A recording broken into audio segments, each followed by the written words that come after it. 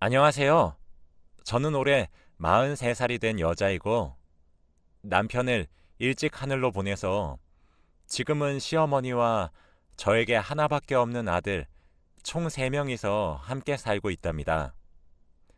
남편 없이 거의 대부분을 살아왔는데 제 남편이 아직까지도 병원에 누워있게 된 충격적인 이유를 이 자리에서 한번 이야기해 보려고 해요.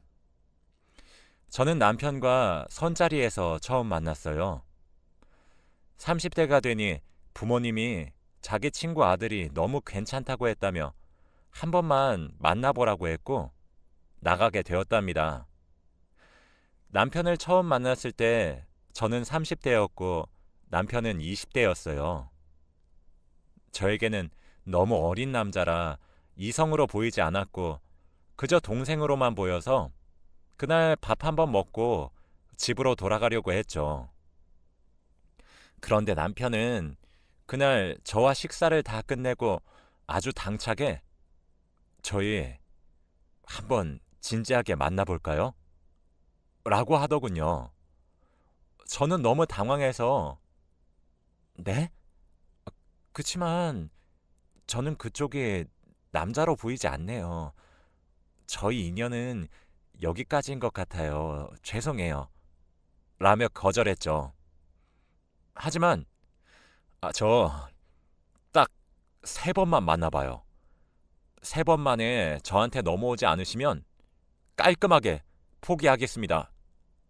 라고 하더라고요.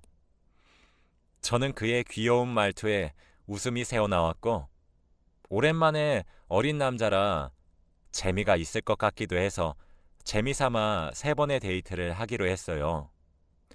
그런데 데이트를 하다 보니 정말 다정다감하고 오빠 같은 느낌이 많이 나더라고요. 제가 많이 칠칠 맞아서 음식을 많이 흘리면서 먹는데 화 한 번 내지 않고 닦아주며 괜찮다고 말해주었어요. 정말 셋째 날에는 그 남자에게 푹 빠져서 저희는 결국 연애를 하게 되었답니다. 연애를 하면서 알게 된 게 남자친구의 아버지가 저를 한번 만나보라고 먼저 주선을 하셨다고 해요. 그런데 남자친구는 정말 제가 마음에 들었고 아버지에게 고맙다고 연신 말했다고 합니다. 아무튼 저희는 연애를 꽤 오래 했는데 어쩌다 보니 제가 임신을 한 게 아니겠어요. 저는 30살이 넘은 나이라 노산이라고 할 수 있는데 뜻하지 않게 저희에게 온 선물이라 꼭 이 아이를 낳고 싶었죠. 남자친구도 당연히 좋다고 했는데도 저는 내심 저와 남자친구가 나이 차이가 많이 나서 반대를 하실까봐 걱정이 되었죠.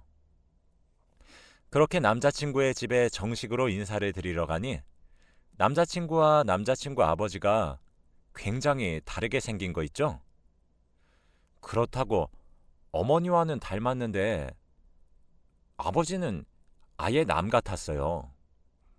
그래서 저는 현관에 들어서자마자 당황을 하며 어, 어 했는데 남편의 아버지가 우리가 조금 다르게 생겼죠? 우리 아들을 내가 마음으로 낳아서 그러니 놀라지 말아요. 라고 하셨습니다. 알고 보니 남자친구가 어릴 적에 어머니와 아버지가 재혼을 하셔서 남자친구와 아버지가 하나도 닮지 않았던 것이었죠. 그래도 남자친구의 아버지는 정말 훈훈하셨고 저를 친절하게 대해주셨습니다. 그치만 남자친구 어머니는 저를 딱히 좋아하시지 않는 눈치였어요. 인사도 받아주시지 않으셨고 한마디의 대화도 없이 식탁에 앉았죠. 아마 하나밖에 없는 아들이 나이 많은 여자에게 장가를 간다고 하니 많이 속상하셨던 것 같아요. 저는 식사를 마치고 어른들께 계획보다 조금 빠르게 임신을 했다고 말을 했는데 남자친구 아버지는 굉장히 좋아하시며 집안에 경사가 났네 라고 하고는 온 집안을 뛰어다니셨고 남자친구 어머니는 그래서 애를 낳을 건가? 라고 하셨어요. 저는 네, 저 이 아이 정말 잘 키울 자신 있고요. 어머니께 손 한번 벌리지 않을 자신 있습니다. 라고 대답했죠.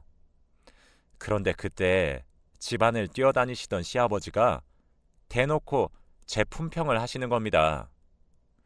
저는 그런 거에 예민한 편이라 살짝 인상이 찡그러졌는데 그때 남자친구 어머니께서 그래, 애도 가진 마당에서 지울 수도 없고 그냥 결혼하렴 이라고 했어요.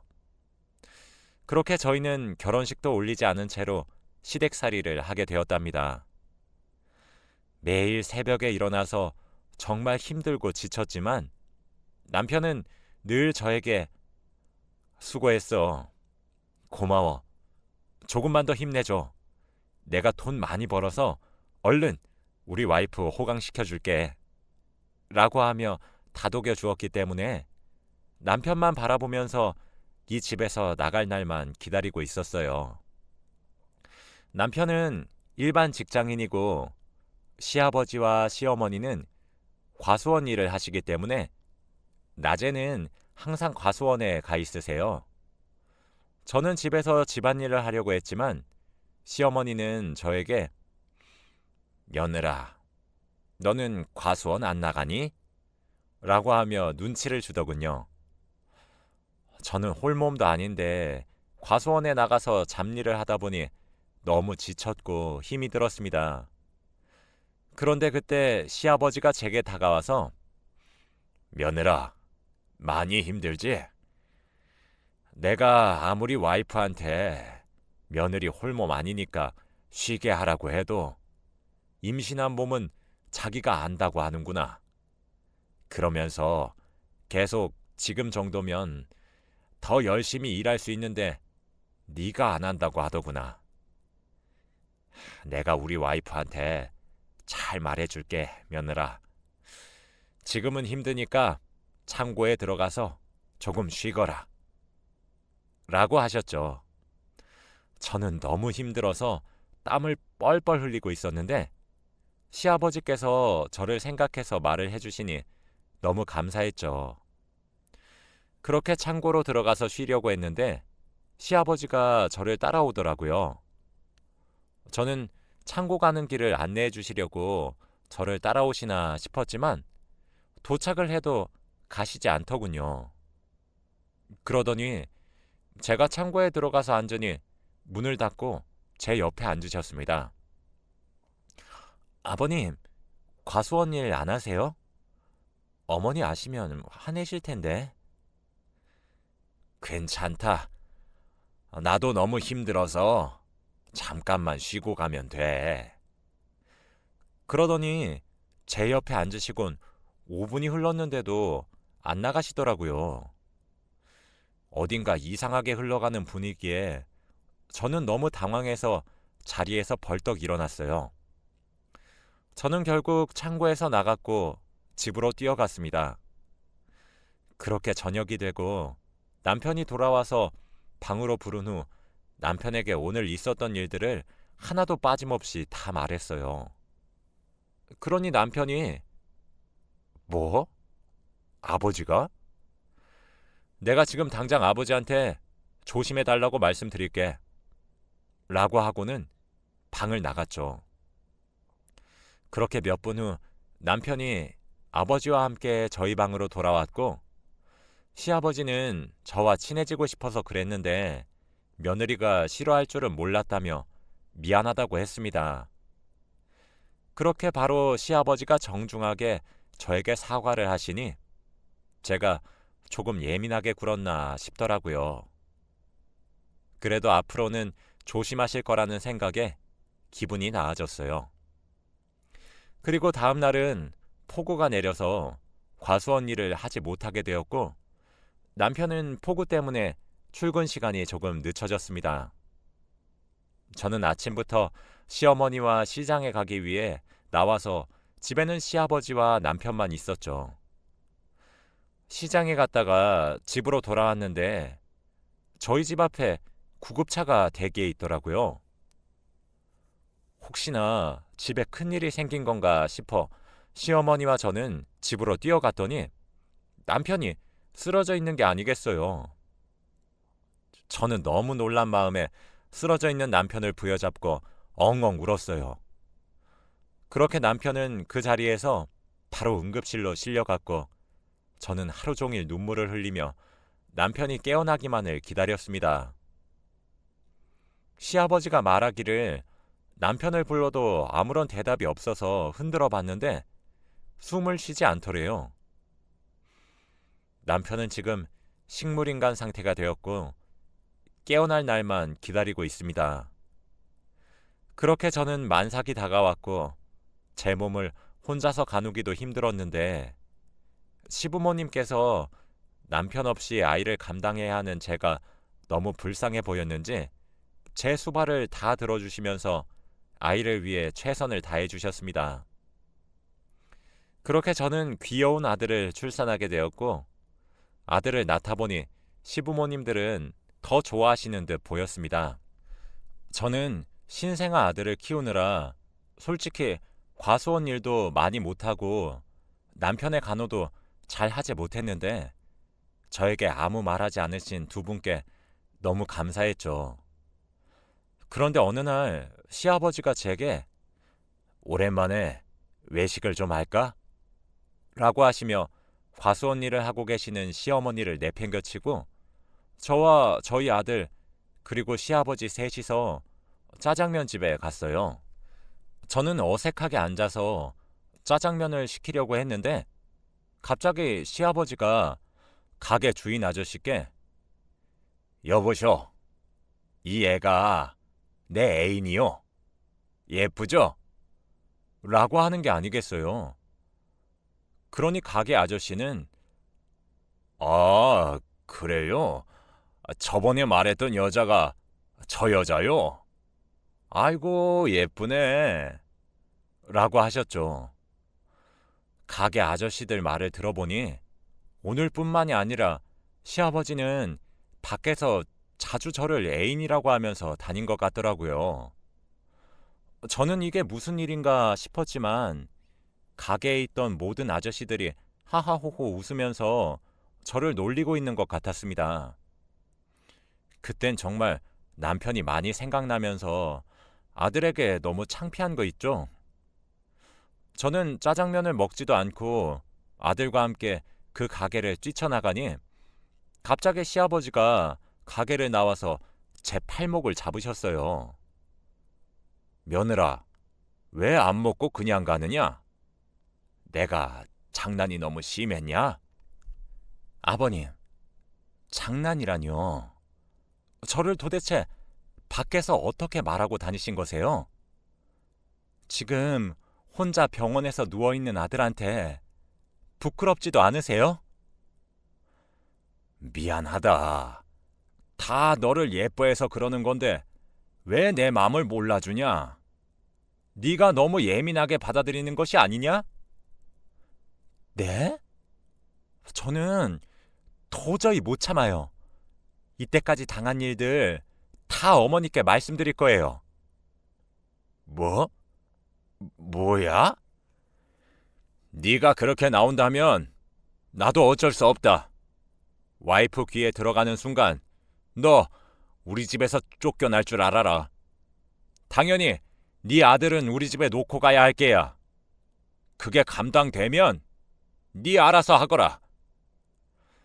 저는 시아버지의 말에 아무 말도 하지 못했어요. 저는 모아둔 돈도 없었기 때문에 이 집에서 쫓겨나면 갈 곳도 없어서 제가 낳은 아이를 포기할 수 없었어요. 저는 결국 시어머니께 말을 할 수 없었습니다. 저는 그날부터 집에서 나갈 날만을 기다리며 남편 간호하러 간다고 거짓말을 하고 아기를 포대기에 맨 채로 목욕탕 청소를 하면서 얼마 안 되는 돈이지만 조금씩 모으고 있었어요.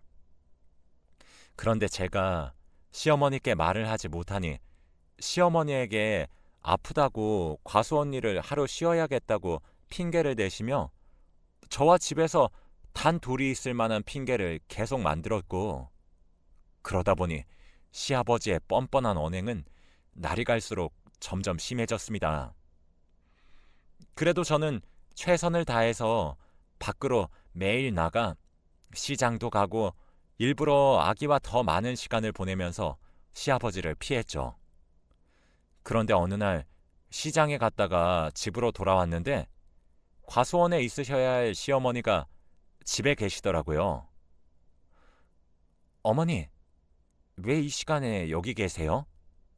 라고 하니, 며느라, 당장 짐 싸라, 빨리! 라고 하셨죠.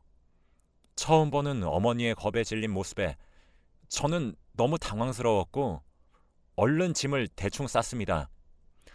어머니, 도대체 무슨 일인데 그래요? 아버님은요? 설명하자면 길다. 일단 이거부터 읽어보거라.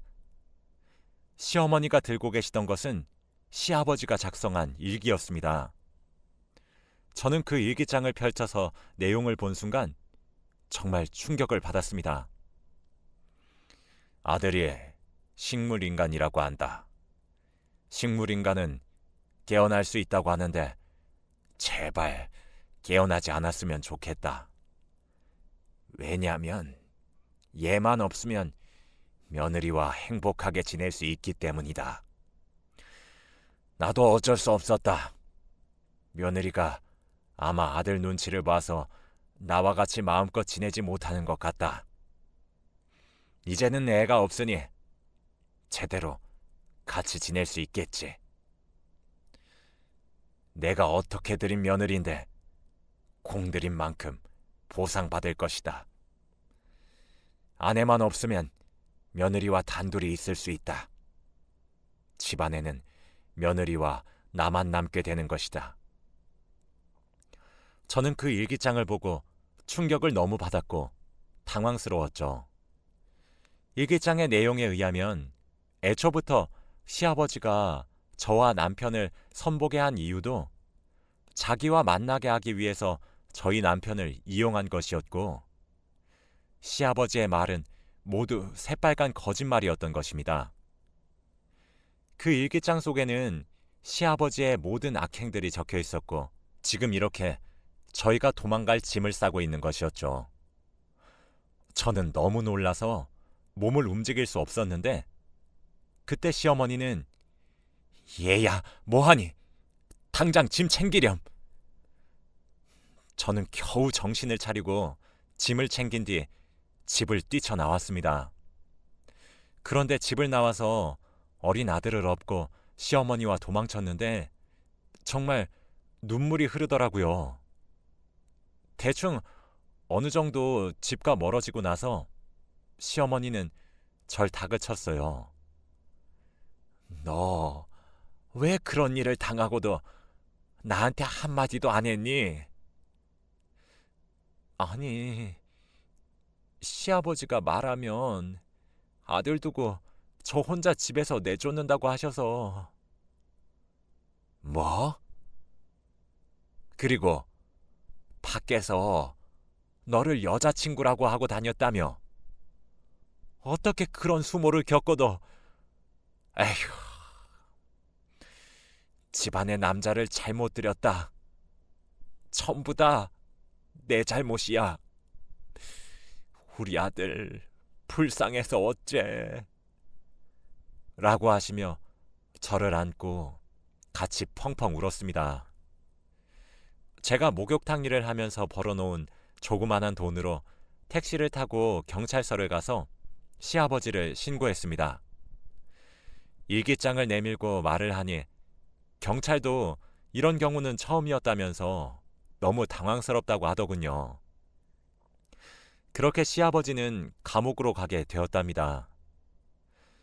경찰에 신고를 하고 일기장을 다시 차근차근 보는데 시아버지는 저희 아빠와 아는 사이여서 아빠가 제 사진을 시아버지께 보여주면서 자랑을 하니 그때 사진을 보고 저에게 반했다고 합니다. 그래서 이렇게 큰 그림을 그리셨던 거고요. 시아버지는 저와 시어머니에게 내가 무슨 잘못을 했다고 그래? 내가 며느리 집에 들이려고 얼마나 고생했는지 알아? 라고 하시며 경찰관에게 끌려가시는 모습이 마지막 모습이었어요. 그렇게 저는 어린 아들과 시어머니와 셋이서 같이 살게 되었고 남편의 간호도 열심히 하고 있습니다. 당연히 시어머니는 시아버지와 이혼하셨고 저희는 과수원 일을 하며 벌이를 하고 있어요. 그렇게 몇 년이 흘렀고 저희 아들도 어느덧 컸네요. 딱히 아들에게는 지금까지 있었던 일들을 말하지 않으려고 해요. 시어머니는 자기가 보는 눈이 없는 것 같다면서 남자는 전혀 만나지 않으려고 하세요. 저도 아직 남편이 깨어날 거라고 믿기 때문에 새로운 사람을 만날 생각은 없습니다. 제 이야기는 여기까지이고 들어주셔서 감사합니다.